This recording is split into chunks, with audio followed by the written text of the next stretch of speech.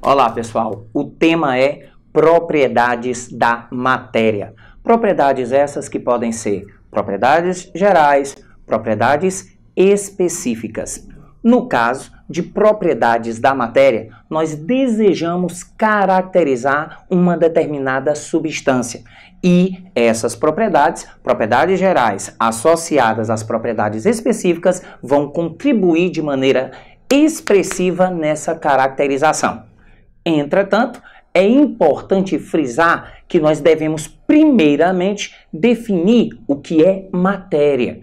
Quando se fala da definição de matéria, nós definimos matéria da seguinte maneira. Entre outras definições, matéria é tudo aquilo que existe no universo e que ocupa um lugar no espaço. Tudo aquilo que existe no universo e que possui volume. Muito bem. Quando se caracteriza a matéria, a partir de suas propriedades, nós podemos falar de propriedades gerais, aquelas que são comuns a todo e qualquer tipo de substância. Propriedades essas que podem ser massa, extensão, inércia, compressibilidade, impenetrabilidade. Todas essas propriedades citadas são comuns a todo tipo de material, em maior ou menor extensão, mas são. As propriedades específicas da matéria são propriedades que caracterizam um determinado elemento.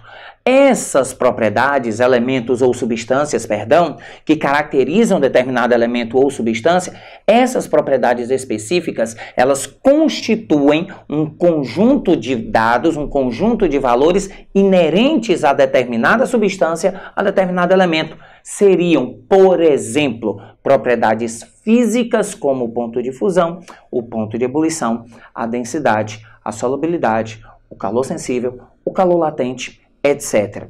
É esse conjunto de propriedades específicas, físicas, que caracterizam de maneira coerente uma determinada substância ou elemento.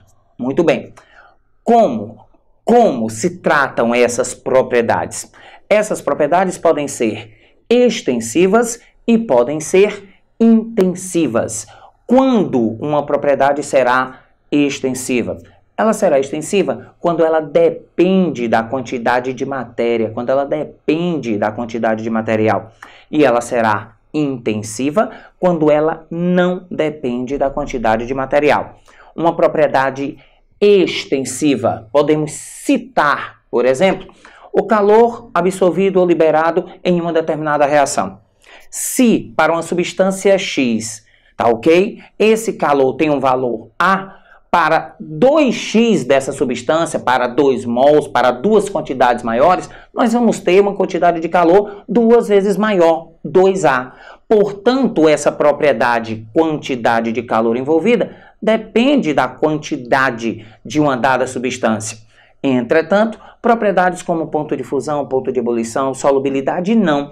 Para essas propriedades, não depende da quantidade de substância. Observe bem, a densidade de água em um copo d'água é a mesma densidade dessa mesma água em um recipiente muito maior. A quantidade não vai interferir, pois a densidade será a mesma. A mesma coisa eu posso dizer sobre o ponto de fusão, de ebulição e assim sucessivamente.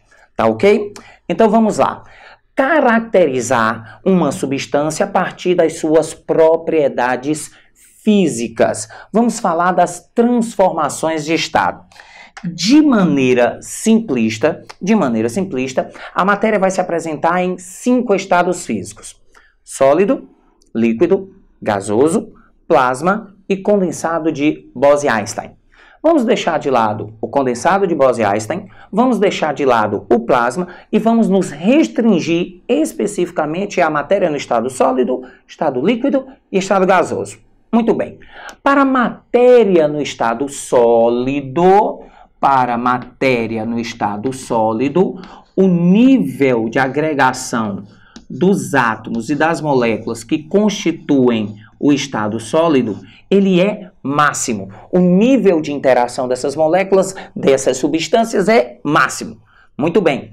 Para se passar do estado sólido para o estado líquido, para essa transformação, que nós denominamos de fusão, desde que a pressão seja constante, desde que essa passagem do estado sólido para o líquido ocorra a temperatura e pressão constantes, nós vamos romper, tá ok? Parcialmente com as interações entre os átomos e as moléculas constituintes. E esse processo absorve calor, portanto, disse ser um processo endotérmico. Da mesma maneira, a passagem do estado líquido para o estado gasoso, onde nós vamos chamar esse processo de ebulição, ressaltando ainda a pressão e temperatura constantes, tá ok? A passagem do estado líquido para o estado gasoso, a ebulição, ela representa a ruptura total das interações entre os átomos ou moléculas constituintes desse sistema. Então, nós temos uma transformação do estado sólido para o estado líquido, denominada fusão, do estado líquido para o estado gasoso, denominada ebulição, e temos também as transformações gasosas no sentido contrário, do estado gasoso para o líquido e do líquido para o sólido. Do gasoso para o líquido, nós denominamos essa transformação de condensação, tá ok? Ou liquefação, e do estado líquido para o estado sólido, nós chamamos isso de congelamento ou solidificação. Importante frisar também que a passagem direta do estado sólido para o estado gasoso é denominada sublimação. E que a passagem direta do estado gasoso para o estado sólido nós denominamos, às vezes, sublimação, às vezes, ressublimação. Muito bem. Essas passagens de estado, essas transformações, podem ser representadas através de um gráfico de temperatura e pressão. Na verdade, pressão em função da temperatura. Um diagrama de fases. Diagrama de fases esse que é específico, que é particular para cada tipo de substância.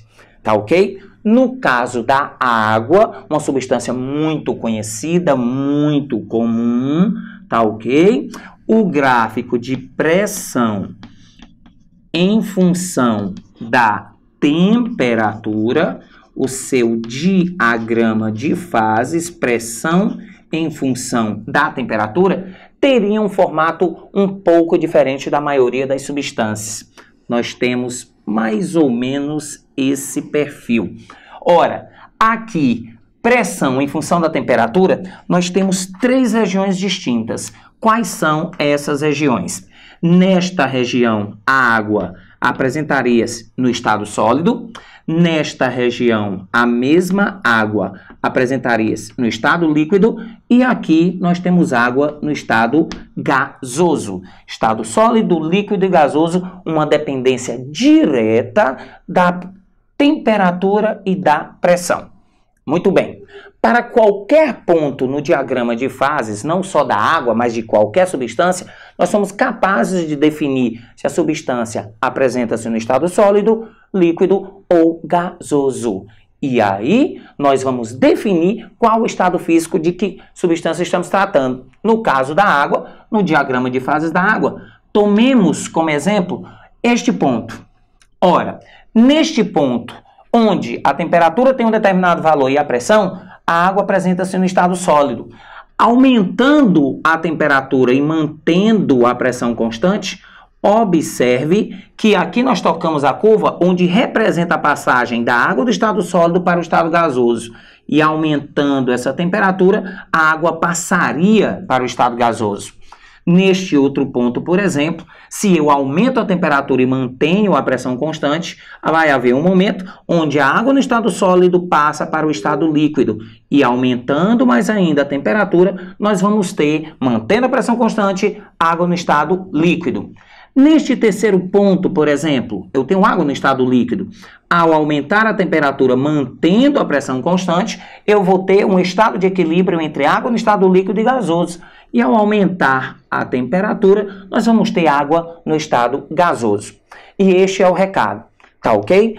As propriedades gerais da matéria, as propriedades específicas da matéria em conjunto caracterizam uma determinada substância. E aí nós podemos observar a transformação de fases, a transformação de estados de uma determinada substância através do seu diagrama de fases, que é particular para cada tipo de substância. Um grande abraço. Até a próxima.